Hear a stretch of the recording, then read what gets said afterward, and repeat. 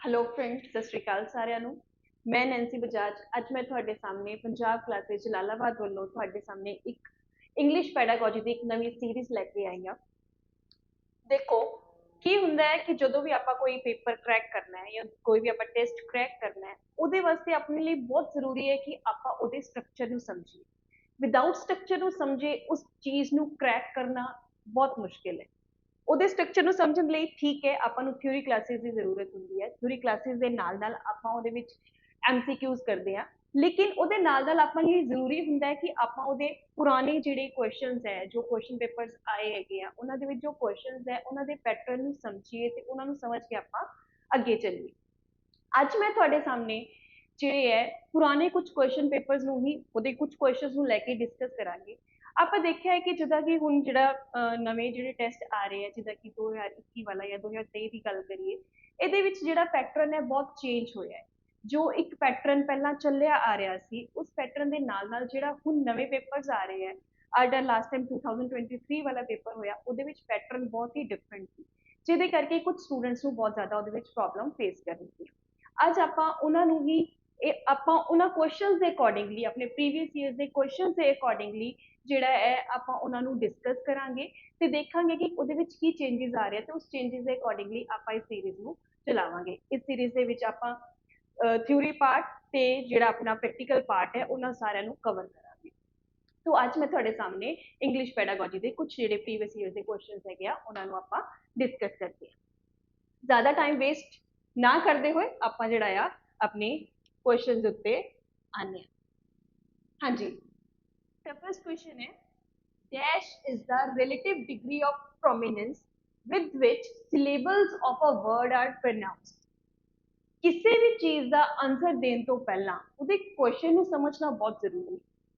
ਜਦੋਂ तक ਆਪਾਂ ਨੂੰ ਕੁਐਸਚਨ ਦੀ ਸਹੀ ਸਮਝ ਨਹੀਂ ਆਏਗੀ ਆਪਾਂ ਉਹਦਾ ਐਗਜ਼ੈਕਟ ਆਨਸਰ ਨਹੀਂ ਦੇ ਪਾਵਾਂਗੇ। ਤੇ ਸਭ ਤੋਂ ਪਹਿਲਾਂ ਆਪਾਂ ਕੀ ਹੈ, ਪਹਿਲਾਂ ਆਪਾਂ ਕੁਐਸਚਨ ਨੂੰ ਸਮਝਣ ਦੀ ਕੋਸ਼ਿਸ਼ ਕਰਦੇ ਹਾਂ। Dash is the relative degree of ਪ੍ਰੋਮਿਨੈਂਸ।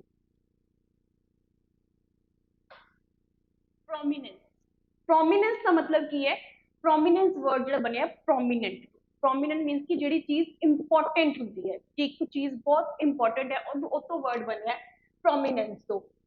Relative degree of prominence, relative degree of prominence जी एक डिग्री है जिहदे विच इंपॉर्टेंट जी चीज़ है जिहदे उत्ते आपां जोर दे रहे हैं, जी चेंजिस उहदे विच आ रही है। जिद्दां आपां कहंदे ना कि माउंटेन्स दी माउंटेन्स इस तरह चलते हैं, जी आ चीज़ हो गई उहदी आपां की कहांगे उहदी डिग्री जिहड़ी है घटदी है वधदी है। डिग्री जिहड़ी है उहदे विच प्रोमिनेंस की हो गया, जिहड़ा टॉप है उहनूं आपां कहंदे आ प्रोमिनेंस, जिहदे उत्ते आपां ज़्यादा जोर दिता। Relative degree of prominence with which syllables of a word। syllables की ਹੁੰਦੇ ਹੈ? syllables ਦਾ ਮਤਲਬ ਹੁੰਦਾ ਹੈ ਜਦੋਂ ਆਪਾਂ ਕੋਈ ਵਰਡ ਨੂੰ ਪ੍ਰੋਨਾਂਸ ਕਰਦੇ ਹਾਂ, ਜਦੋਂ ਆਪਾਂ ਕਿਸੇ ਵਰਡ ਨੂੰ ਬੋਲਦੇ ਹਾਂ, ਉਸ ਵਰਡ ਨੂੰ ਆਪਾਂ ਜਿਹੜੇ ਆ ਸਮਾਲ ਇੱਕ ਸਾਊਂਡ ਦੇ ਵਿੱਚ ਡਿਵਾਈਡ ਕਰ ਦਿੰਦੇ ਹਾਂ। ਫॉर एग्जांपल ਆਪਾਂ ਕੋਲ ਵਰਡ ਹੈ ਐਪਲੀਕੇਸ਼ਨ। ਐਪਲੀਕੇਸ਼ਨ ਇਹਨੂੰ ਜਦੋਂ ਆਪਾਂ ਬੋਲਦੇ ਹਾਂ ਐਪਲੀਕੇਸ਼ਨ, ਇਹਨੂੰ ਮੈਂ 4 ਪਾਰਟਸ ਦੇ ਵਿੱਚ ਡਿਵਾਈਡ ਕਰ ਦਿੱਤਾ। ਇੱਕ ਸਮਾਲ ਸਾਊਂਡ ਦੇ ਵਿੱਚ ਜਿਹੜਾ ਇਹਨੂੰ ਸਮਾਲ ਸਾਊਂਡ ਕੀ ਹੈ? ਐਪ। ਫਰਸਟ ਸਾਊਂਡ ਉਹਦਾ ਕੀ ਆਇਆ? ਐਪ। ਸੈਕਿੰਡ ਸਾਊਂਡ ਕੀ ਆਇਆ? ਲੀ। ਥਰਡ ਸਾਊਂਡ ਆ ਰਿਹਾ ਕੇ ਐਂਡ ਦੈਨ ਸ਼ਨ। ਐਪਲੀਕੇਸ਼ਨ। ਉਹ ਜਿਹੜੇ ਸਮਾਲ ਸਾਊਂਡਸ ਹੈ ਜਿਹਨਾਂ ਵਿੱਚ ਆਪਾਂ ਡਿਵਾਈਡ ਕੀਤਾ ਉਹਨੂੰ ਆਪਾਂ ਕਹਿੰਦੇ ਆ ਸਿਲੇਬਲ। ਉਹ ਹੁੰਦਾ ਹੈ syllable. syllables of a word are pronounced। ਇੱਥੇ ਉਹਨੇ ਕੀ ਗੱਲ ਕਹੀ ਹੈ? ਕੁਐਸਚਨ ਦੇ ਵਿੱਚ ਕੀ ਪੁੱਛਿਆ ਗਿਆ? dash is the relative degree of prominence with which syllables of a word are pronounced। ਕਿ ਉਹ ਡਿਗਰੀ ਨੂੰ ਆਪਾਂ ਕੀ ਕਹਿੰਦੇ ਆ? ਪ੍ਰੋਮਿਨੈਂਸ ਦੀ ਡਿਗਰੀ ਨੂੰ, ਜਿਹਦੇ ਨਾਲ ਕਿ ਇੱਕ ਸਿਲੇਬਲ ਜਿਹੜਾ ਆ ਕਿਸੇ ਵੀ ਵਰਡ ਦਾ ਉਹਨੂੰ ਆਪਾਂ ਬੋਲਦੇ ਆ। ਕਹਿਣ ਦਾ ਮਤਲਬ ਕੀ ਹੋਇਆ ਕਿ ਕਿਸ ਸਿਲੇਬਲ ਦੇ ਉੱਤੇ ਆਪਾਂ ਜ਼ੋਰ ਦੇ ਕੇ ਉਹਨੂੰ ਬੋਲਿਆ, ਉਸ ਚੀਜ਼ ਨੂੰ ਆਪਾਂ ਕੀ ਕਹਿੰਦੇ ਆ। और अपने को ऑप्शंस है word accent, then suffix, then prefix and then phonetic. Question तो आप समझ लिया, हुण आप की समझना है ਉਹਦੇ ਜਿਹੜੇ ऑप्शंस ਦਿੱਤੇ ਉਹਨਾਂ ਦਾ मीनिंग की है। वर्ड एक्सेंट, वर्ड एक्सेंट का मतलब की है? ਜਦੋਂ भी एक्सेंट की ਹੁੰਦੀ है? एक्सेंट ਹੁੰਦੀ है कि हर बंदे ਦਾ ਬੋਲਣ ਦਾ ਇੱਕ ਆਪਣਾ ਤਰੀਕਾ ਹੁੰਦਾ ਹੈ, हर एरिया ਦਾ ਇੱਕ ਬੋਲਣ ਦਾ ਤਰੀਕਾ ਹੁੰਦਾ है। कोई भी तुसी वर्ड ले लो, ਉਹਨੂੰ ਕਿਸੇ ਇੱਕ ਜਗ੍ਹਾ ਤੇ ਕਿਸੇ ਹੋਰ ਤਰੀਕੇ ਨਾਲ ਬੋਲਿਆ ਜਾਂਦਾ ਹੈ, ਕਿਸੇ ਦੂਸਰੀ ਜਗ੍ਹਾ ਤੇ ਕਿਸੇ ਹੋਰ ਤਰੀਕੇ ਨਾਲ ਬੋਲਿਆ ਜਾਂਦਾ ਹੈ। ਤੇ ਆਪਾਂ ਇੱਥੇ ਇਹੀ ਗੱਲ ਕਰਨੀ ਹੈ, ਐਕਸੈਂਟ ਕੀ ਹੁੰਦਾ ਹੈ, ਉਹਨੂੰ ਆਪਾਂ ਕਹਿੰਦੇ ਆ ਐਕਸੈਂਟ। ਕੀ ਹਰ ਬੰਦੇ ਦੀ ਆਪਣੀ ਐਕਸੈਂਟ ਡਿਫਰੈਂਟ ਹੁੰਦੀ ਹੈ। ਹੁਣ ਆਪਣੇ ਇੰਡੀਅਨਸ ਦੀ ਐਕਸੈਂਟ ਕੁਝ ਹੋਰ ਹੁੰਦੀ ਹੈ, ਇਸੇ ਤਰ੍ਹਾਂ ਆਪਾਂ ਅਮਰੀਕਾ ਚਲੇ ਜਾਈਏ, ਉਹਨਾਂ ਦਾ ਬੋਲਣ ਦਾ ਢੰਗ ਹੋਰ ਹੈ, ਉਹ ਉਸੇ ਵਰਡ ਨੂੰ, ਸੇਮ ਵਰਡ ਨੂੰ ਕਿਸੇ ਹੋਰ ਤਰੀਕੇ ਨਾਲ ਬੋਲਦੇ ਆ, ਕਿਉਂਕਿ ਉਹਨਾਂ ਦੀ ਐਕਸੈਂਟ ਡਿਫਰੈਂਟ ਹੈ। ਤੁਸੀਂ ਕੈਨੇਡਾ ਚਲੇ ਜਾਓ, ਇੰਗਲੈਂਡ ਚਲੇ ਜਾਓ, ਜਾਂ ਕਿਸੇ ਵੀ ਕੰਟਰੀ ਵਿੱਚ ਚਲੇ ਜਾਓ, ਹਰ ਬੰਦੇ ਦਾ ਬੋਲਣ ਦਾ ਤਰੀਕਾ ਇੱਕ ਆਪਣਾ ਡਿਫਰੈਂਟ ਹੁੰਦਾ ਹੈ, ਉਹਨਾਂ ਦੀ ਇੱਕ ਆਪਣੀ ਡਿਫਰੈਂਟ ਐਕਸੈਂਟ ਹੁੰਦੀ ਹੈ, ਉਹਨੂੰ ਆਪਾਂ ਕਹਿੰਦੇ ਆ ਵਰਡ ਐਕਸੈਂਟ। ਸੈਕਿੰਡ ਉਹਨੇ ਦਿੱਤਾ ਹੈ ਸਫਿਕਸ। ਸਫਿਕਸ ਜਿਹਨੂੰ ਕਿ ਆਪਾਂ ਪੰਜਾਬੀ ਚ ਕਹਿੰਦੇ ਆ ਪਿਛੇਤਰ, right. Then prefix. Prefix means ਕੀ ਅਗੇਤਰ। ਦੈਨ ਲਾਸਟ ਹੈ ਫੋਨੇਟਿਕਸ। ਫੋਨੇਟਿਕਸ ਕੀ ਹੁੰਦਾ ਹੈ? ਫੋਨੇਟਿਕਸ ਦਾ ਮਤਲਬ ਹੁੰਦਾ ਹੈ ਸਟੱਡੀ ਆਫ ਸਾਊਂਡ, ਸਾਊਂਡਸ ਦੀ ਸਟੱਡੀ। ਹੁਣ ਇੱਥੇ ਉਹਨੇ ਕੀ ਗੱਲ ਕੀਤੀ ਸੀ ਕਿ relative degree of prominence with which syllables of a word are pronounced. Pronunciation ਦੀ ਗੱਲ ਕੀਤੀ, ਕਿਸੇ ਚੀਜ਼ ਨੂੰ ਬੋਲਣ ਦੀ ਗੱਲ ਕੀਤੀ ਕਿ ਜਿਹਦੇ ਨਾਲ ਆਪਾਂ ਇੱਕ ਵਰਡ ਨੂੰ ਪ੍ਰੋਨਾਊਂਸ ਕਰਦੇ ਆ, ਕਿਹਦੇ ਨਾਲ? Relative degree of prominence with which syllable, ਇੱਕ ਸਿਲੇਬਲ ਨੂੰ ਬੋਲਣਾ। ਐਪਲੀਕੇਸ਼ਨ, ਮੈਂ ਬੋਲਿਆ ਐਪਲੀਕੇਸ਼ਨ, ਮੈਂ ਲੀ ਦੇ ਉੱਤੇ ਥੋੜਾ ਜ਼ਿਆਦਾ ਜ਼ੋਰ ਸਟ੍ਰੈਸ ਦੇ ਰਹੀ ਹਾਂ। Application, application. ਸਮਥਿੰਗ ਕਿ ਕੋਈ ਹੋਰ ਪਰਸਨ ਹੈ, ਉਹ ਕਹਿ ਰਿਹਾ ਐਪਲੀਕੇਸ਼ਨ, ਠੀਕ ਹੈ। ਕਹਿਣ ਦਾ ਮਤਲਬ ਕੀ ਹੋਇਆ? ਉਹਦੀ ਐਕਸੈਂਟ ਤੇ ਮੇਰੀ ਐਕਸੈਂਟ ਦੇ ਵਿੱਚ ਚੇਂਜ ਆ ਗਿਆ, ਰਾਈਟ। ਸੋ ਇਹਦਾ ਆਨਸਰ ਕੀ ਹੈ ਕਿ ਰਿਲੇਟਿਵ ਡਿਗਰੀ ਆਫ ਪ੍ਰੋਮਿਨੈਂਸ ਜਿਹੜੀ ਸਿਲੇਬਸ ਦੇ ਅਕੋਰਡਿੰਗ ਹੁੰਦੀ, ਉਹਨੂੰ ਆਪਾਂ ਕੀ ਕਹਿੰਦੇ ਆ? Word accent. So the right answer is word accent. Next अपना क्वेश्चन आ गया, there are dash consonant phoneme in RP received pronunciation English. RP English. ਹੁਣ ਵੀ ਤੁਸੀਂ ਦੇਖੋ ਕਿ ਆਪਣੇ ਕੋਲ ਜਦੋਂ ਆਪਾਂ ਅਲਫਾਬੈਟਸ ਲਿਖਦੇ ਆਪਣੇ ਕੋਲ ਇੱਕ ਕੌਨਸੋਨੈਂਟਸ ਹੁੰਦੇ ਆ ਔਰ ਇੱਕ ਹੁੰਦੇ ਆ ਵੋਵਲਸ, ਰਾਈਟ। ਕੌਨਸੋਨੈਂਟ ਐਂਡ ਵੋਵਲਸ। ਸਿੰਪਲ ਆਪਾਂ ਕਹਿੰਦੇ ਆ ਕਿ ਆਪਣੇ ਕੋਲ ਕਿੰਨੇ ਆ? 26 ਆਪਣੇ ਕੋਲ ਲੈਟਰਸ ਹੈ। 26 ਲੈਟਰਸ ਦੇ ਵਿੱਚ ਆਪਣੇ ਕੋਲ 21 ਜਿਹੜੇ ਆ ਕੌਨਸੋਨੈਂਟ ਆ ਜਾਂਦੇ ਔਰ 5 ਜਿਹੜੇ ਆ ਵੋਵਲਸ ਆ ਜਾਂਦੇ ਆ, ਠੀਕ ਹੈ। ਇਹਦੇ ਅਕੋਰਡਿੰਗਲੀ ਜਿਸ ਦਾ ਆਪਾਂ ਆਨਸਰ ਤਾਂ ਆਪਣੇ ਵਰਗੇ ਨੇ ਆਨਸਰ ਦੇਣਾ ਕਿ 21 ਜਿਹੜੇ ਕੌਨਸੋਨੈਂਟ ਹੈ, ਲੇਕਿਨ ਇਹ ਰੋਂਗ ਹੈ। ਉਹਨਾਂ ਨੇ ਕੀ ਪੁੱਛਿਆ ਹੈ? ਕੌਨਸੋਨੈਂਟ ਫਨੀਮਸ। ਫਨੀਮਸ ਕੀ ਹੁੰਦਾ ਹੈ? ਫਨੀਮ ਹੁੰਦਾ ਹੈ ਕਿਸੇ ਵੀ ਸਾਊਂਡ ਦੀ ਜਿਹੜੀ ਸਭ ਤੋਂ ਛੋਟਾ ਮੀਨਸ ਕਿ ਆਪਾਂ ਕਹਿੰਦੇ smallest unit of sound. Smallest unit of sound ਜਿੱਦਾਂ ਕਿ ਆਪਾਂ ਕਹੀਏ ਪ, ਬ, ਮ, ਕ, ਇਹ ਕੀ ਹੈ? ਇਹ ਹੁੰਦੇ ਹੈ ਫਨੀਮ, ਸਮੋਲੈਸਟ ਯੂਨਿਟ ਆਫ ਸਾਊਂਡ। ਕੌਨਸੋਨੈਂਟ ਫਨੀਮ ਆਪਣੇ ਕੋਲ, ਹੁਣ ਇੱਥੇ ਆਪਾਂ ਗੱਲ ਕਰ ਰਹੇ ਹਾਂ ਸਾਊਂਡਸ ਦੀ, ਐਲਫਾਬੈਟਸ ਦੀ ਗੱਲ ਨਹੀਂ ਕਰ ਰਹੇ, ਆਪਾਂ ਗੱਲ ਕਰ ਰਹੇ ਹਾਂ ਸਾਊਂਡਸ ਦੀ। ਇੰਗਲਿਸ਼ ਸਾਊਂਡਸ ਦੇ ਵਿੱਚ ਆਪਣੇ ਕੋਲ ਟੋਟਲ 44 ਸਾਊਂਡਸ ਹੁੰਦੇ ਆ। ਉਹਨਾਂ 44 ਸਾਊਂਡਸ ਦੇ ਵਿੱਚ ਆਪਣੇ ਕੋਲ 24 ਕੌਨਸੋਨੈਂਟ ਐਂਡ 20 ਵੋਵਲਸ ਆਉਂਦੇ। So the right answer is D, 24। ਆਪਣੇ ਕੋਲ ਕੌਨਸੋਨੈਂਟ ਫਨੀਮ ਕਿੰਨੇ ਹੈ? 24। ਇੱਕ ਚੀਜ਼ ਹੋਰ, RP. What is RP? Received pronunciation. RP की है? आरपी ਉਹ ਇੱਕ ਵੇ ਹੈ ਜਿਹਦੇ ਨਾਲ ਜਦੋਂ ਪਹਿਲਾਂ ਗੱਲ ਕੀਤੀ ਐਕਸੈਂਟ ਦੀ, ਆਪਣੇ ਇੰਡੀਆ ਦੇ ਵਿੱਚ ਜਿਹੜੀ ਚੀਜ਼ ਐਪਲੀਕੇਬਲ ਹੈ ਆਪਾਂ ਉਹਨੂੰ ਆਰਪੀ ਦੇ ਨਾਲ, ਆਰਪੀ ਦੇ ਅਕੋਰਡਿੰਗ ਦੀ ਐਕਸੈਂਟ ਨੂੰ ਆਪਾਂ ਜਿਹੜੇ ਆ ਉਹਨੂੰ ਐਪਲੀਕੇਬਲ ਮੰਨਦੇ ਆ। ਇਹ ਜਿਹੜੀ ਹੈਗੀ ਹੈ ਆਰਪੀ ਹੈ, ਇਹ ਬੇਸਡ ਹੁੰਦੀ ਹੈ ਆਪਣੀ ਬ੍ਰਿਟਿਸ਼ ਇੰਗਲਿਸ਼ ਦੇ ਅਕੋਰਡਿੰਗਲੀ। ਨੈਕਸਟ ਆ ਜਾਈਏ, on the basis of place of articulation न sound in noise। ਹੁਣ ਪਹਿਲਾਂ ਫਿਰ ਗੱਲ ਕੀ ਆ ਗਈ? on the basis of place of articulation। place of articulation, what is articulation? ਜਦੋਂ ਵੀ ਆਪਾਂ ਕੋਈ ਸਾਊਂਡ ਬੋਲਦੇ ਆ, ਕੋਈ ਵੀ ਆਪਾਂ ਵਰਡ, ਕੋਈ ਸੈਂਟੈਂਸ, ਕੁਝ ਵੀ ਆਪਾਂ ਬੋਲਦੇ ਆ, ਜਦੋਂ ਆਪਾਂ ਬੋਲਦੇ ਆ ਤਾਂ ਆਪਣੇ ਜਿਹੜੇ ਲੰਗਸ ਵਿੱਚੋਂ ਜਿਹੜੀ 에ਅਰ ਫਲੋ ਹੁੰਦੀ ਹੈ ਨਾ, ਲੇਕਿਨ ਆਪਾਂ ਜੇ ਸਿੰਪਲ 에ਅਰ ਫਲੋ ਮੀਨਸ ਕਿ ਤੁਸੀਂ ਹੁਣ ਬਲੋ ਕਰਦੇ ਹੋ, ਠੀਕ ਹੈ, ਬਲੋ ਕਰਦੇ ਹੋ, ਹਵਾ ਜਿਹੜੀ ਹੈ ਬਾਹਰ ਨਿਕਲਦੀ ਹੈ, ਉਹਦੇ ਵਿੱਚ ਕੋਈ ਸਾਊਂਡ ਤਾਂ ਨਹੀਂ ਆਇਆ ਨਾ। ਉਹ ਸਾਊਂਡ ਕਦੋਂ ਆਉਂਦਾ ਹੈ? ਜਦੋਂ ਉਹਨੂੰ ਇੱਕ ਪਰਟੀਕੂਲਰ ਜਗ੍ਹਾ ਤੇ ਸਟਾਪੇਜ ਮਿਲਦਾ ਹੈ, ਕਦੀ ਲਿਪਸ ਦੇ ਨਾਲ, ਕਦੀ ਟੀਥ ਦੇ ਨਾਲ, ਕਦੀ ਟੰਗ ਦੇ ਨਾਲ, ਕਦੀ ਨੋਜ਼ ਦੇ ਅਕੋਰਡਿੰਗਲੀ। ਤੇ ਜਦੋਂ ਉਹ ਸਟਾਪੇਜ ਹੁੰਦਾ ਹੈ ਉਹਨੂੰ ਆਪਾਂ ਕਹਿੰਦੇ ਆ ਪਲੇਸ ਆਫ ਆਰਟੀਕੂਲੇਸ਼ਨ, ਮੀਨਸ ਕਿ ਉਹ ਹੋ ਗਈ ਆਪਣੀ ਆਰਟੀਕੂਲੇਸ਼ਨ, ਪਲੇਸ ਆਫ ਆਰਟੀਕੂਲੇਸ਼ਨ ਕਿ ਕਿਸ ਜਗ੍ਹਾ ਦੇ ਉੱਤੇ, ਕਿਸ ਜਗ੍ਹਾ ਦੇ ਉੱਤੇ ਆ ਕੇ ਉਹ ਸਟਾਪੇਜ ਲੱਗਾ। ਪਲੇਸ ਆਫ ਆਰਟੀਕੂਲੇਸ਼ਨ ਦਾ ਮਤਲਬ ਹੋ ਗਿਆ ਕਿ ਜਦੋਂ ਆਪਾਂ ਕੌਨਸੋਨੈਂਟ ਸਾਊਂਡਸ ਦੀ ਕਲਾਸੀਫਿਕੇਸ਼ਨ ਕਰਦੇ ਆ, ਉਹਨੂੰ ਆਪਾਂ ਪਾਰਟਸ ਵਿੱਚ ਡਿਵਾਈਡ ਕਰਦੇ ਆ, ਉਹਨਾਂ ਦੀ ਕਿਹਦੇ ਕਿਹਦੇ ਅਕੋਰਡਿੰਗਲੀ ਆਪਾਂ ਉਹਨਾਂ ਦੀ ਕਲਾਸੀਫਿਕੇਸ਼ਨ ਹੁੰਦੀ ਹੈ। ਇੱਕ ਆਪਾਂ ਕਹਿੰਦੇ ਆ ਪਲੇਸ ਆਫ ਆਰਟੀਕੂਲੇਸ਼ਨ, ਇੱਕ ਹੁੰਦਾ manner of articulation. Place of articulation means ਕਿ ਕਿਸ ਜਗ੍ਹਾ ਤੇ ਆ ਕੇ ਉਹ ਜਿਹੜੀ 에ਅਰ ਫਲੋ ਹੈ ਸਟਾਪਡ ਹੋਈ ਹੈ, ਉਹਨੂੰ ਕਿੱਥੇ ਉਹਦੀ ਸਟਾਪੇਜ ਲੱਗੀ ਹੈ, ਕਿਸ ਤਰ੍ਹਾਂ ਦਾ ਸਾਊਂਡ ਆਇਆ। ਮੈਨਰ ਹੋ ਗਿਆ ਕਿ ਉਹ ਕਿਸ ਤਰ੍ਹਾਂ ਦਾ ਸਾਊਂਡ ਹੁੰਦਾ ਹੈ, ਵੌਇਸ ਆ ਰਹੀ ਹੈ, ਵੌਇਸ ਨਹੀਂ ਆ ਰਹੀ, ਵੌਇਸ ਹੈ ਜਾਂ ਵੌਇਸਲੈਸ ਹੈ, ਇਸ ਤਰ੍ਹਾਂ ਹੋ ਗਿਆ। ਠੀਕ ਹੈ, ਇੱਥੇ ਉਹਨੇ ਕੀ ਪੁੱਛਿਆ ਕਿ ਪਲੇਸ ਆਫ ਆਰਟੀਕੂਲੇਸ਼ਨ ਦੇ ਅਕੋਰਡਿੰਗਲੀ ਵਰਡ ਹੈ ਨੋਇਜ਼।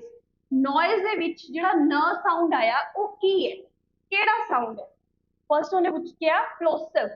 ਪਲੋਸਿਵ ਦਾ ਮਤਲਬ ਕੀ ਹੁੰਦਾ ਹੈ, ਪਲੋਸਿਵ ਦਾ ਮਤਲਬ ਹੈ ਜਦੋਂ ਆਪਣੇ ਲੰਗਸ ਦੇ ਵਿੱਚੋਂ ਜਦੋਂ 에ਅਰ ਫਲੋ ਹੁੰਦੀ ਹੈ ਤੇ ਉਹ ਜਿਹੜੀ ਸਟਾਪੇਜ ਹੈ ਉਹ ਆਪਣੇ ਨੋਜ਼, ਲਿਪਸ ਜਾਂ ਟੰਗ ਦੇ ਅਕੋਰਡਿੰਗਲੀ ਹੁੰਦਾ ਹੈ ਨਾ, ਉਹ ਹੁੰਦੇ ਆ, ਉਹ ਵਾਲੇ ਸਾਊਂਡ ਹੁੰਦੇ ਆ ਪਲੋਸਿਵ ਸਾਊਂਡ। ਆਪਣੇ ਕੋਲ ਇੰਗਲਿਸ਼ ਦੇ ਵਿੱਚ 6 ਪਲੋਸਿਵ ਸਾਊਂਡ ਹੈ, 6 ਪਲੋਸਿਵ ਸਾਊਂਡਸ ਹੈ। ਐਫਰੀਕੇਟ, ਐਫਰੀਕੇਟ ਕੀ ਹੁੰਦੇ ਆ, ਐਫਰੀਕੇਟ ਦੇ ਵਿੱਚ ਕੀ ਹੈ, ਉਹਦੇ ਵਿੱਚ ਵੀ ਜਦੋਂ ਮੀਨਸ ਕਿ ਆਪਾਂ ਕੋਈ ਵਰਡ ਨੂੰ ਕੋਈ ਸੌਰੀ ਕਿਸੇ ਹਾਂ ਵਰਡ ਨੂੰ ਹੀ ਕੋਈ ਆਪਾਂ ਬੋਲ ਰਹੇ ਹਾਂ ਜਾਂ ਆਪਾਂ ਕੋਈ ਸਾਊਂਡ ਆਪਾਂ ਬੋਲ ਰਹੇ ਹਾਂ, ਜਦੋਂ ਸਾਊਂਡ ਤੋਂ ਬਾਅਦ ਮੀਨਸ ਕਿ ਜਿੱਦਾਂ ਆਪਾਂ ਬੋਲਿਆ ਫਨੀਮ ਬੋਲ ਰਹੇ ਹਾਂ ਸ ਪ, ਤੇ ਉਹ ਜਦੋਂ ਬੋਲਣ ਤੋਂ ਬਾਅਦ ਮੀਨਸ ਕਿ ਜਦੋਂ ਆਪਣੀ 에ਅਰ ਫਲੋ ਸਟਾਪ ਹੁੰਦੀ ਹੈ ਉਸ ਤੋਂ ਬਾਅਦ ਇੱਕ ਫ੍ਰਿਕਸ਼ਨ ਹੁੰਦੀ ਹੈ, ਪ ਸ ਜ਼, ਉਹ ਜਿਹੜੇ ਵਰਡਸ ਹੁੰਦੇ ਆ ਉਹ ਆਪਣੇ ਹੁੰਦੇ ਆ ਐਫਰੀਕੇਟ। ਉਸ ਤੋਂ ਬਾਅਦ ਆਪਣਾ ਆ ਗਿਆ ਨਸਲ ਸਾਊਂਡ। ਨਸਲ ਸਾਊਂਡ ਦੇ ਵਿੱਚ ਕੀ ਹੁੰਦੀ ਹੈ ਕਿ ਇਹਦੇ ਵਿੱਚ ਜਿਹੜੀ ਆਪਣੀ ਟੰਗ ਜਿਹੜੀ ਹੈ ਉਹ ਮੀਨਸ ਕਿ ਆਪਣੇ 에ਅਰ ਫਲੋ ਨੂੰ ਸਟਾਪ ਕਰ ਦਿੰਦੀ ਹੈ, ਜਿਹੜੀ 에ਅਰ ਹੈ ਆਪਣੇ ਮਾਊਥ ਵਿੱਚੋਂ ਨਹੀਂ ਨਿਕਲਦੀ ਤੇ 에ਅਰ ਕਿੱਥੋਂ ਫਲੋ ਹੁੰਦੀ ਹੈ, ਆਪਣੇ ਨੋਜ਼ ਦੇ ਥਰੂ, ਉਹ ਵਾਲੇ ਸਾਊਂਡ ਹੁੰਦੇ ਆ ਨਸਲ ਸਾਊਂਡ। ਔਰ ਲੇਟਰਲ ਸਾਊਂਡ ਕਿਹੜੇ ਹੁੰਦੇ ਆ, ਲੇਟਰਲ ਸਾਊਂਡ ਜਿਹੜਾ ਆ ਇੰਗਲਿਸ਼ ਦੇ ਵਿੱਚ ਸਿਰਫ ਇੱਕ ਹੀ ਲੇਟਰਲ ਸਾਊਂਡ ਹੈ ਲ। ਲੇਟਰਲ ਸਾਊਂਡ ਕਿਹੜਾ ਹੁੰਦਾ ਹੈ, ਜਿਹੜਾ ਕਿ ਟੰਗ ਜਿਹੜੀ ਹੈ 에ਅਰ ਫਲੋ ਨੂੰ ਰੋਕਦੀ ਹੈ ਸੈਂਟਰ ਚੋਂ, ਮੀਨਸ ਕਿ ਆਪਣੇ ਮਾਊਥ ਚੋਂ ਨਹੀਂ, ਸੈਂਟਰ ਮਾਊਥ ਦੇ ਸੈਂਟਰ ਚੋਂ ਜਿਹੜੀ 에ਅਰ ਫਲੋ ਹੋਣ ਦੀ ਬਜਾਏ ਆਪਣੀ ਟੰਗ ਦੀ ਦੋਨੋਂ ਸਾਈਡਸ ਤੋਂ 에ਅਰ ਫਲੋ ਹੁੰਦੀ ਹੈ, ਉਹ ਵਾਲੇ ਸਾਊਂਡ ਹੁੰਦੇ ਆ ਲੇਟਰਲ ਸਾਊਂਡ। ਉਹ ਹੁੰਦਾ ਹੈ ਆਪਣੇ ਮੀਨਸ ਕਿ ਆਪਣੇ ਇੰਗਲਿਸ਼ ਵਿੱਚ ਇੱਕ ਹੀ ਲੇਟਰਲ ਸਾਊਂਡ ਹੈ, ਦੈਟ ਇਜ਼ ਲ, ਲ। ਸੋ ਹੁਣ ਇੱਥੇ ਆਪਣਾ ਕੁਐਸਚਨ ਕੀ ਸੀਗਾ ਕਿ ਨੋਇਜ਼ ਦੇ ਵਿੱਚ ਜਿਹੜਾ ਆ ਨੋਇਜ਼ ਨ, ਨ ਦਾ ਜਿਹੜਾ ਸਾਊਂਡ ਆਇਆ ਉਹ ਕਿਹੜਾ ਸਾਊਂਡ ਹੈ।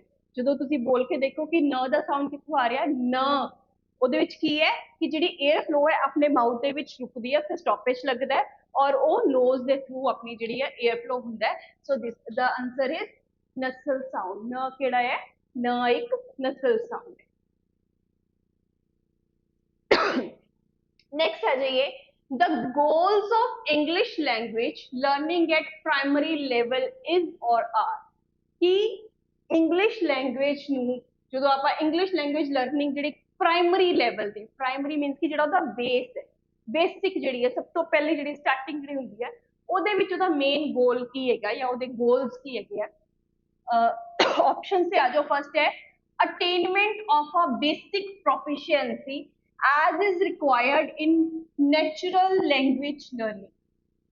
बेसिक प्रोफिशिएंसी, प्रोफिशिएंसी ਕੀ ਹੋ ਗਿਆ ਕਿ ਕਿਸੇ ਚੀਜ਼ ਦੇ ਵਿੱਚ ਬਿਲਕੁਲ ਪ੍ਰੋਫੀਸ਼ੀਐਂਟ ਹੋਣਾ, ਬਹੁਤ ਵਧੀਆ ਤਰੀਕੇ ਦੇ ਨਾਲ ਉਹਨੂੰ ਜਿਹੜਾ ਆ ਮੀਨਸ ਕਿ ਉਹਨੂੰ ਸਮਝਣਾ ਜਾਂ ਸਿੱਖਣਾ। ਉਹਨੇ ਕੀ ਕਿਹਾ ਕਿ ਅਟੇਨਮੈਂਟ ਆਫ ਅ ਬੇਸਿਕ ਪ੍ਰੋਫੀਸ਼ੀਐਂਸੀ, ਕਿ ਬੇਸਿਕ ਪ੍ਰੋਫੀਸ਼ੀਐਂਸੀ ਲੈ ਕੇ ਆਣੀ, ਆਪਣੀ ਉਹਨੂੰ ਅਟੇਨ ਕਰਨੀ।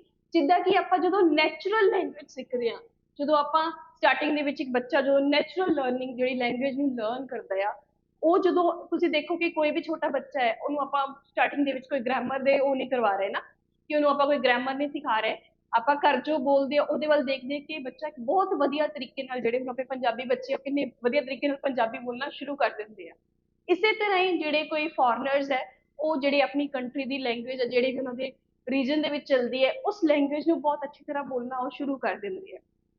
ਸੋ ਪਹਿਲਾਂ ਉਹਨਾਂ ਨੇ ਕੀ ਕਿਹਾ ਕਿ ਇਹ ਤਾਂ ਦੇਖੋ ਕਲੀਅਰ ਹੀ ਹੈ ਕਿ ਇੰਗਲਿਸ਼ ਲੈਂਗੁਏਜ ਲਰਨਿੰਗ ਦਾ ਪ੍ਰਾਇਮਰੀ ਲੈਵਲ ਕੀ ਹੋਏਗਾ ਕਿ ਹਾਂ ਉਹਨੂੰ ਆਪਾਂ ਉਹਦੀ ਬੇਸਿਕ ਪ੍ਰੋਫੀਸ਼ੀਐਂਸੀ ਜਿਹੜੀ ਹੈ ਉਹਨੂੰ ਅਟੇਨ ਕਰਨਾ, ਜਿੱਦਾਂ ਕਿ ਆਪਾਂ ਨੈਚੁਰਲ ਲਰਨਿੰਗ ਨੂੰ ਕਰਦੇ ਹਾਂ। ਇਹਦਾ ਮਤਲਬ ਇਹ ਤਾਂ ਠੀਕ ਹੈ ਪੁਆਇੰਟ।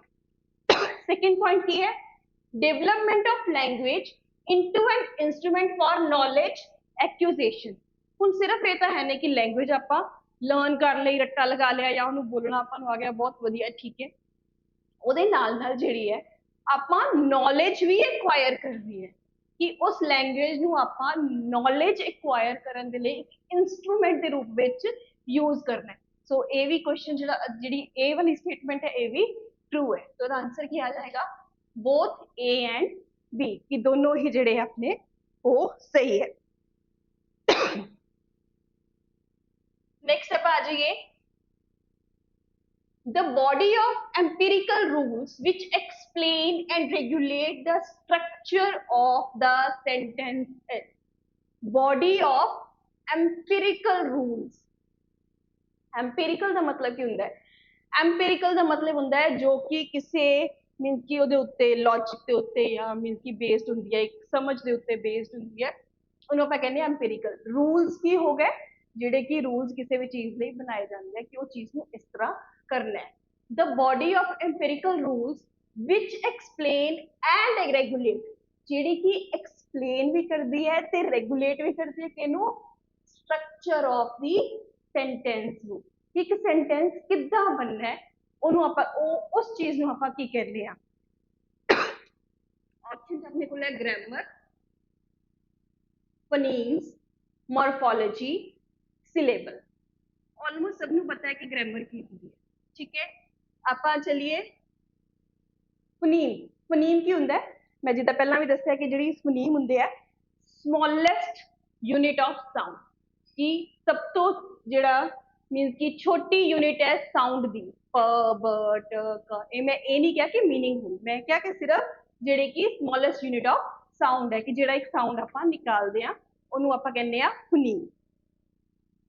मॉर्फोलॉजी, मॉर्फोलॉजी हुंदा है, मॉर्फोलॉजी बेस्ड हुंदी है जिद्दां कि आपां हुण जेड़े मैं बोलिया कि फोनीम है, फोनीम दे नाल आपां कोई ओ लगा ले, सफिक्स लगा ले, प्रीफिक्स लगा ले, ਜਾਂ ਉਹਨਾਂ ਦੇ ਵਿੱਚ ਹੋਰ ਮੀਨਸ ਕਿ ਆਪਾਂ ਜਿਹੜੇ ਵਰਡਸ ਬਣਾਉਂਦੇ ਆ ਉਹ ਆਪਣੀ ਉਹ ਕਿਹਦੇ ਅੰਡਰ ਆ ਜਾਂਦੀ ਹੈ, ਮੋਰਫੋਲੋਜੀ ਦੇ ਅੰਡਰ। ਮੋਰਫੋਲੋਜੀ ਦੇ ਅੰਡਰ ਮੀਨਸ ਕਿ ਉਹਨੂੰ ਮੀਨਿੰਗਫੁਲ ਯੂਨਿਟ ਦੇ ਵਿੱਚ ਆਪਾਂ ਚੇਂਜ ਕਰਦੇ ਆ ਉਹ ਆ ਜਾਂਦੀ, ਉਹ ਸਟੱਡੀ ਨੂੰ ਕਹਿੰਦੇ ਆਪਾਂ ਮੋਰਫੋਲੋਜੀ। ਔਰ ਸਿਲੇਬਲ, ਸਿਲੇਬਲ ਵੀ ਪਹਿਲਾਂ ਕਲੀਅਰ ਕਰ ਚੁੱਕੀ ਹੈ ਕਿ ਜਦੋਂ ਇੱਕ ਆਪਾਂ ਵਰਡ ਬੋਲਦੇ ਆ ਉਹਨੂੰ ਜਦੋਂ ਆਪਾਂ ਪਾਰਟਸ ਵਿੱਚ ਡਿਵਾਈਡ ਕਰ ਦਿੱਤਾ ਉਹਦੇ ਸਾਊਂਡਸ ਦੇ ਅਕੋਰਡਿੰਗਲੀ ਇੱਕ ਵੋਵਲ ਸਾਊਂਡ ਜਿਹੜਾ ਉਠਾਇਆ ਉਹਨੂੰ ਆਪਾਂ ਕਹਿੰਦੇ ਆ ਸਿਲੇਬਲ। ਸੋ ਲਾਸਟ हमने की है ग्रामर। ग्रामर ਵਿੱਚ ਕੀ ਆ ਜਾਂਦਾ ਹੈ, ग्रामर ਵਿੱਚ ਆਪਾਂ ਇਹ ਸਿੱਖਦੇ ਆ ਕਿ ਕਿਸੇ ਵੀ ਸੈਂਟੈਂਸ ਨੂੰ ਜਦੋਂ ਆਪਾਂ ਲਿਖਦੇ ਆ ਉਹਨੂੰ ਕਿਸ ਤਰ੍ਹਾਂ ਲਿਖਣਾ ਹੈ, ਉਹਦਾ ਸਟਰਕਚਰ ਕਿੱਦਾਂ ਹੋਣਾ ਚਾਹੀਦਾ ਹੈ। ਹੁਣ ਆਪਾਂ ਨੂੰ ਪਤਾ ਹੈ ਕਿ ਪਹਿਲਾਂ ਆਪਣਾ ਸਬਜੈਕਟ ਆਏਗਾ, ਸਬਜੈਕਟ ਤੋਂ ਬਾਅਦ ਵਰਬ ਆਏਗਾ, ਉਸ ਤੋਂ ਬਾਅਦ ਆਬਜੈਕਟ ਆਏਗਾ।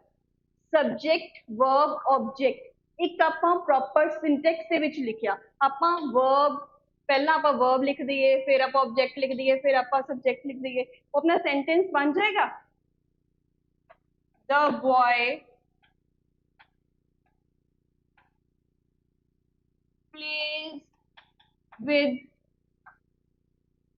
football, ये लड़का फुटबॉल दे नाल खेलदा है, ठीक है। लड़का फुटबॉल दे नाल खेलदा है।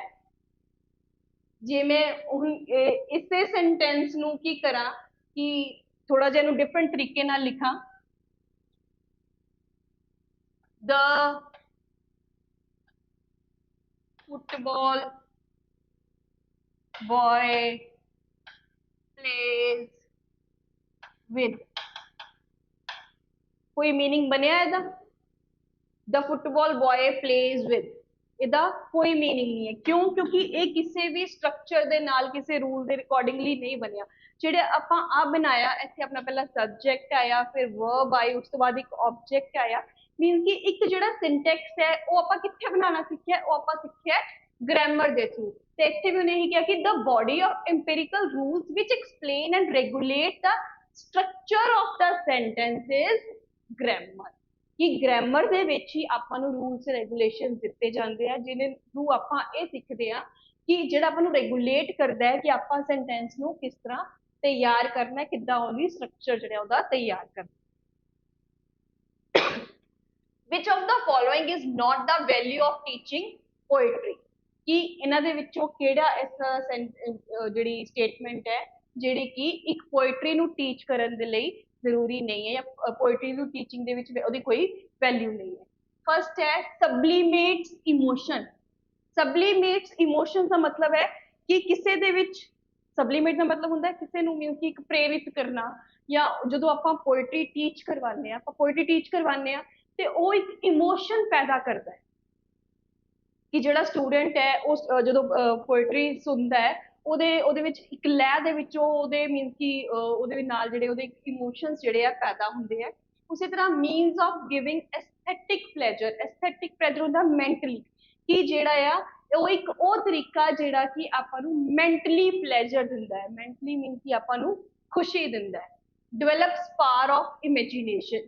ਇਮੇਜਿਨੇਸ਼ਨ ਦੀ ਪਾਵਰ ਨੂੰ ਡਿਵੈਲਪ ਕਰਦਾ ਹੈ। ਹੁਣ ਇੱਕ ਪੋਇਟਰੀ ਹੈ ਉਹ ਇੱਕ ਇਮੈਜੀਨੇਸ਼ਨ ਦੇ ਉੱਤੇ ਬੇਸਡ ਹੈ। ਜਦੋਂ ਵੀ ਤੁਸੀਂ ਸਪੋਜ਼ ਤੁਸੀਂ ਮੀਨ ਕਿ ਸਟੂਡੈਂਟਸ ਨੂੰ ਛੋਟੇ ਬੱਚੇ ਜੋ ਹੈ ਉਹਨੂੰ ਆਪਾਂ ਇੱਕ ਸਟੋਰੀ ਸੌਰੀ ਜਿਹੜੀ ਉਹਨੂੰ ਆਪਾਂ ਇੱਕ ਪੋਇਟਰੀ ਇੱਕ ਪੋਇਮ ਸੁਣਾ ਰਹੇ ਹਾਂ।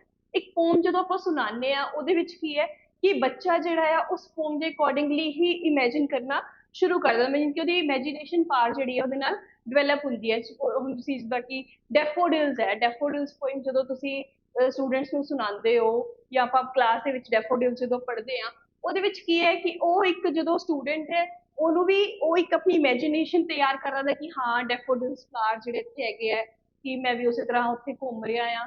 ਉਹ ਇੱਕ ਇਮੇਜਿਨੇਸ਼ਨ ਦੇ ਥਰੂ ਉਹਨੂੰ ਇੱਕ ਐਸਥੈਟਿਕ ਪਲੇਜਰ ਵੀ ਮਿਲਦਾ ਹੈ, ਉਹਦੇ ਵਿੱਚ ਇਮੋਸ਼ਨਸ ਵੀ ਪੈਦਾ ਹੁੰਦੇ ਆ ਔਰ ਉਹਦੀ ਇਮੇਜਿਨੇਸ਼ਨ ਪਾਵਰ ਵੀ ਡਿਵੈਲਪ ਹੁੰਦੀ ਹੈ। ਠੀਕ ਹੈ, ਤਾਂ ਉਹਦਾ ਮਤਲਬ ਹੈ ਕਿ ਤਿੰਨੋਂ ਜਿਹੜੇ ਆਪਣੀ ਪੋਇਟਰੀ ਦੇ ਮੇਨ ਪੁਆਇੰਟਸ ਹੈ। It is monotonous. ਮੋਨੋਟੋਨਸ ਦਾ ਮਤਲਬ ਕੀ ਹੁੰਦਾ ਹੈ? ਬੋਰਿੰਗ। ਹੁਣ ਆਪਾਂ ਤਾਂ ਕਹਿ ਨਹੀਂ ਸਕਦੇ ਕਿ ਜਿਹੜੀ ਪੋਇਟਰੀ ਹੈ ਬੋਰਿੰਗ ਹੁੰਦੀ ਹੈ। ਪੋਇਟਰੀ ਜਿਹੜੀ ਹੈ ਉਹ ਇੱਕ ਅਲੱਗ ਹੀ ਆਪਾਂ ਨੂੰ ਮੀਨਸ ਕਿ ਪਲੇਜਰ ਜਿਹੜਾ ਆ ਉਹ ਦਿੰਦੀ ਹੈ। ਸੋ ਰਾਈਟ ਆਨਸਰ ਕੀ ਹੈ? It is monotonous. ਮੋਨੋਟੋਨਸ ਜਿਹੜੀ ਹੈ ਪੋਇਟਰੀ ਨੂੰ ਟੀਚ ਕਰਨਾ ਮੋਨੋਟੋਨਸ ਨਹੀਂ ਹੁੰਦਾ। ਸਟੂਡੈਂਟਸ ਵੀ ਮੋਨੋਟੋਨਸ ਫੀਲ ਨਹੀਂ ਕਰਦੇ ਔਰ ਟੀਚਰ ਵੀ ਕਦੇ ਪੋਇਟਰੀ ਨੂੰ ਟੀਚ ਕਰਵਾਉਂਦਾ ਹੋਇਆ ਮੋਨੋਟੋਨਸ ਫੀਲ ਨਹੀਂ ਕਰਦਾ। ਨੈਕਸਟ ਆਪਾਂ ਗੱਲ ਕਰਦੇ ਹਾਂ in dash method of teaching of grammar, ਕਿ ਗ੍ਰਾਮਰ ਨੂੰ ਟੀਚ ਕਰਨ ਦੇ ਕਿਹੜੇ ਮੈਥਡ ਦੇ ਵਿੱਚ examples are placed before the student who draw their own conclusion। ਕਿਹੜੇ ਮੈਥਡ ਦੇ ਵਿੱਚ ਪਹਿਲਾਂ ਐਗਜ਼ਾਮਪਲਸ ਦਿੱਤੀਆਂ ਜਾਂਦੀਆਂ ਸਟੂਡੈਂਟਸ ਦੇ ਸਾਹਮਣੇ ਤਾਂ ਕਿ ਜਿਹੜੇ ਸਟੂਡੈਂਟਸ ਆ ਉਹ ਇੱਕ ਕਨਕਲੂਜਨ ਤੇ ਪਹੁੰਚ ਸਕਣ। Deductive method, inductive method, prescriptive method और डिस्क्रिप्टिव मेथड। डिडक्टिव मेथड का मतलब की है? डिडक्टिव मेथड डिडक्शन जेड़ा की जनरल टू स्पैसिफिक वाल चलता है। जनरल टू स्पैसिफिक का मतलब है कि पहला एक लॉजिक जेड़ा आ जनरल एक पूरा तैयार किया जाता है, मीन कि एक आइडिया पहला प्रॉपर दिता जाता है, फिर उस तो बाद आप एक कनक्लूजन ते पहुंचते हैं। इंडक्टिव का मतलब की है? पहला जड़ा आ इंडक्शन, इंडक्शन हो गया मीन कि पहला बच्चे के सामने कुछ ना कुछ उन्होंने जिहड़ी एक उन्होंने स्टेटमेंट या लॉजिक तक पहुंचने तो पहला उस लॉजिक वालों लई उन्होंने कोई एग्जांपल्स जिहड़ियां उन्होंने प्रोवाइड कीतियां जांदियां। प्रिस्क्रिप्टिव जिहड़ा बेस्ड हो गया प्रिस्क्रिप्शनस दे उत्ते।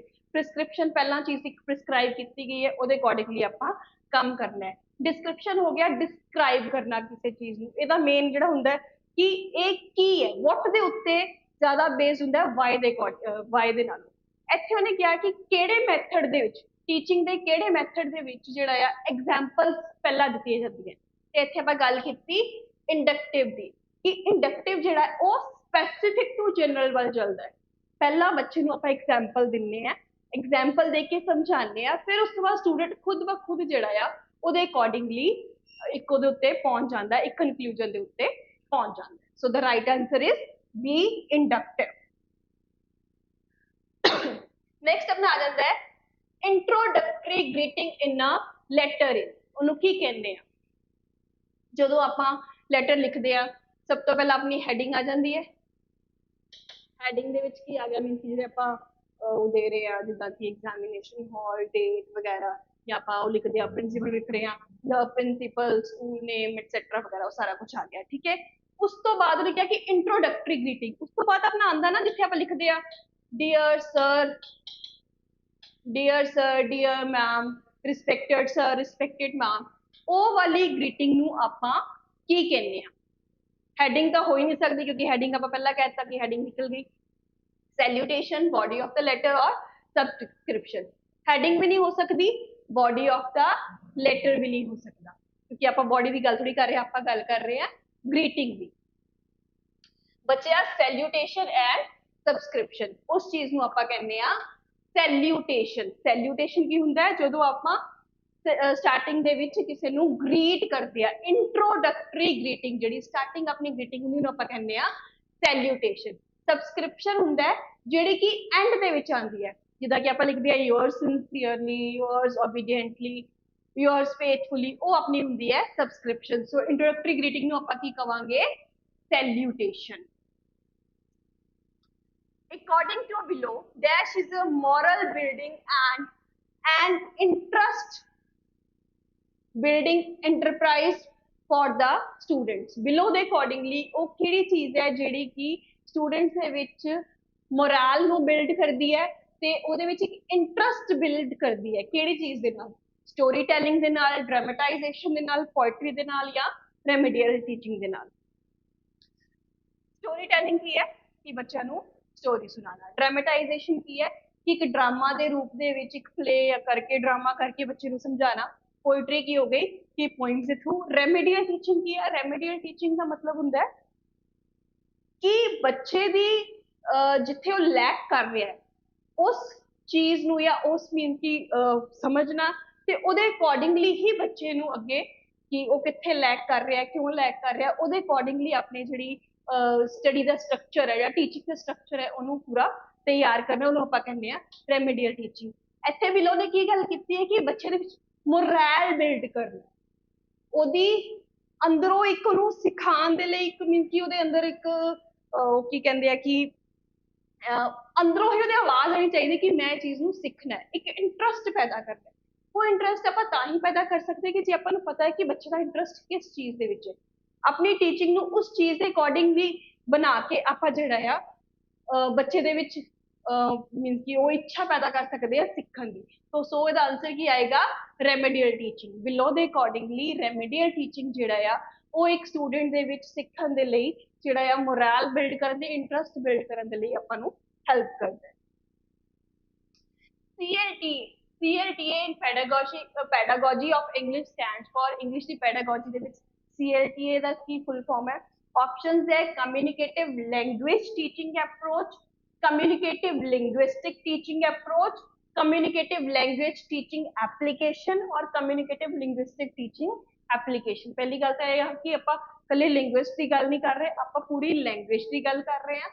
communicative language teaching approach, CLTA ਦੀ मतलब है communicative language teaching approach।